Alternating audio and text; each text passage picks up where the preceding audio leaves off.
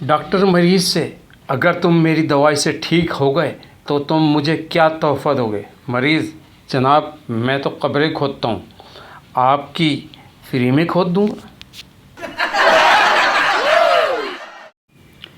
एक अनपढ़ लड़की की शादी एक पढ़े लिखे लड़के से हुई। एक दिन इसका शौहर खाना खाते हुए गले में नवाला फंसने की वजह से मर गया। लड़की इसकी मौत पर रो रो कर कह रही थी, हाय वे, पानी भी नहीं मंगिया, वाटर वाटर करदा मर गया।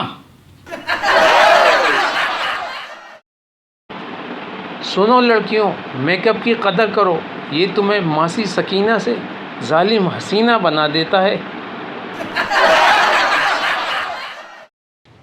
सुहाग रात के बाद की सुबह।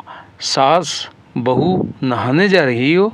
बहू गुस्से से: नहीं, सिर्फ टांगे धोने जा रही हूँ, बाकी सब तुम्हारे बेटे ने चाट ली है।